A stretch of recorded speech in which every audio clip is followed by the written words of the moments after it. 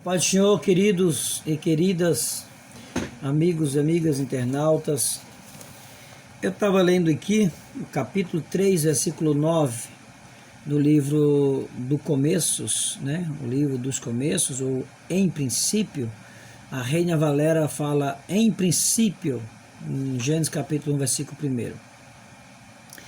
E na nossa versão corrigida fala: no princípio criou Deus os céus eternos.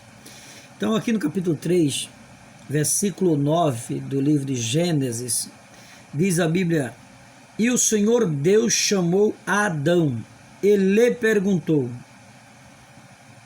ou disse: onde estás? Então, queridos, só para nós refletirmos, a pergunta de Deus é: onde tu estás?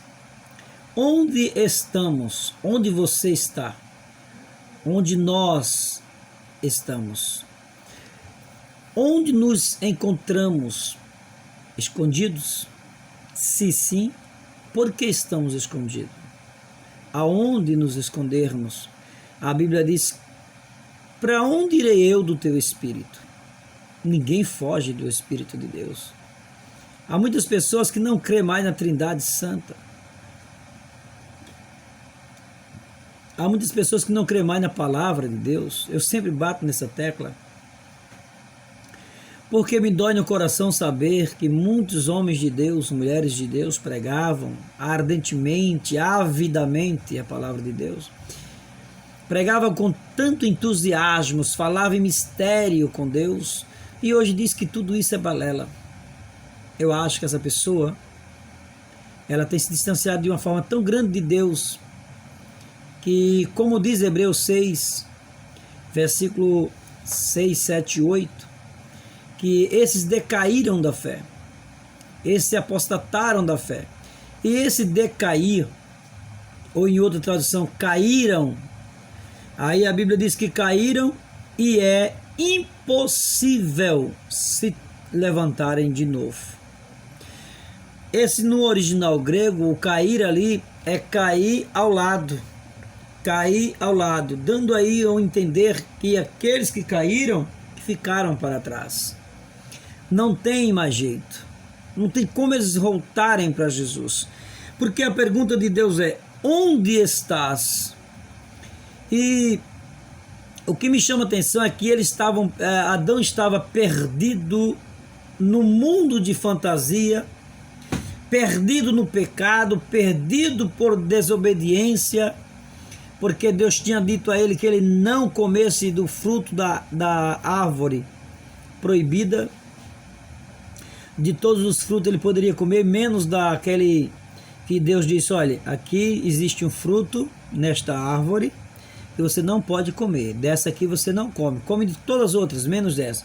Ali Deus colocou aquela árvore como um teste para Adão, mas Deus é onisciente, onipresente, onipotente. Ele conhecia que Adão não ia subsistir ou resistir à tentação. Deus já sabia disso, mas Deus disse: você não coma, por quê? Talvez Adão dissesse: olha, Senhor, mas o que tem? Não é nada demais, eu posso comer de todas as árvores, por que não comer dessa? Deus disse: olha, Adão, se você comer dessa árvore, você vai morrer. E talvez Adão dissesse: poxa, mas não existe morte. O que é morte?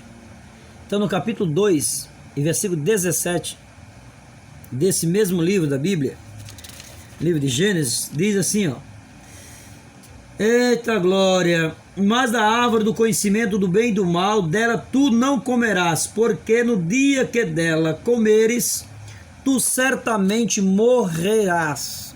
Então a morte aqui, eu entendo que além de ser a primeira expressão morte na Bíblia, capítulo 2, versículo 17, é a primeira expressão bíblica que nós falamos sobre a morte.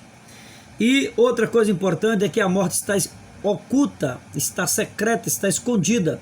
A morte estava na presciência de Deus. Deus sabia que a morte entraria no mundo, mas através do pecado. Por quê?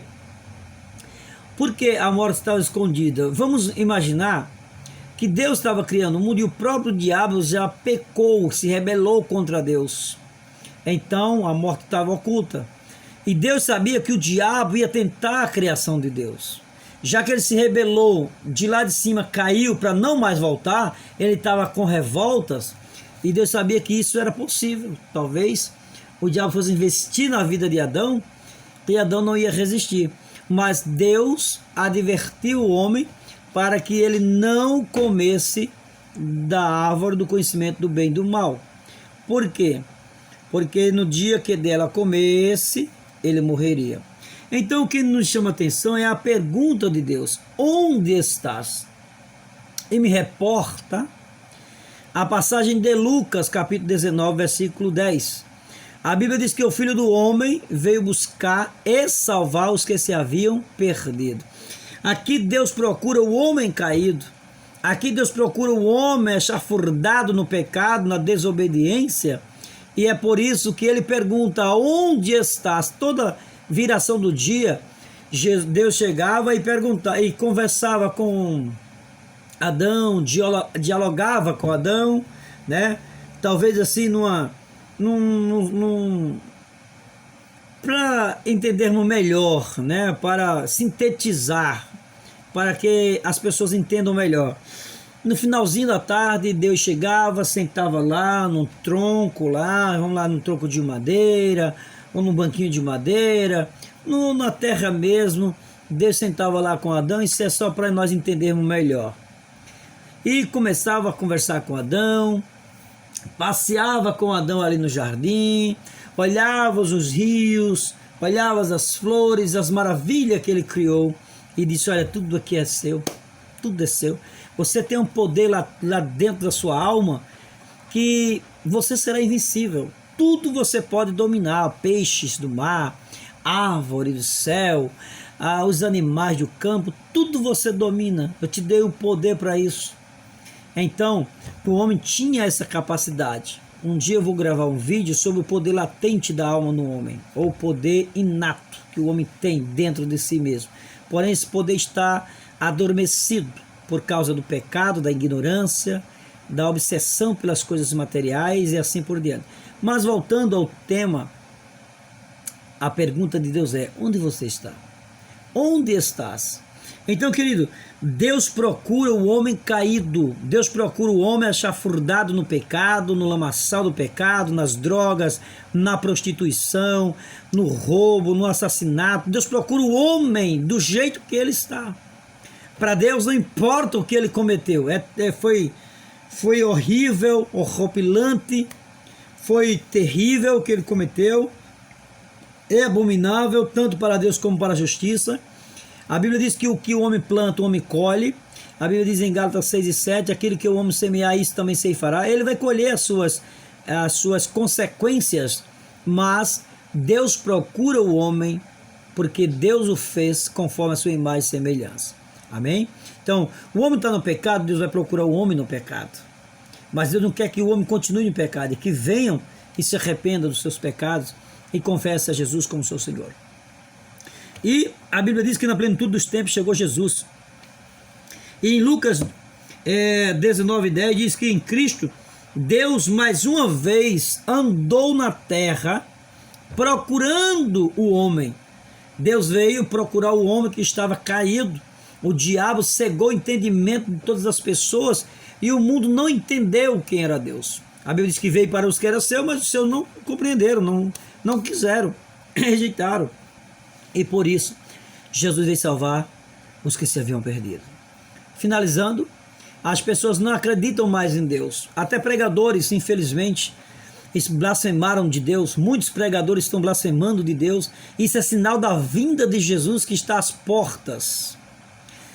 Jesus é Salvador. A Bíblia diz que veio buscar e salvar os que se haviam perdido. Quem salva?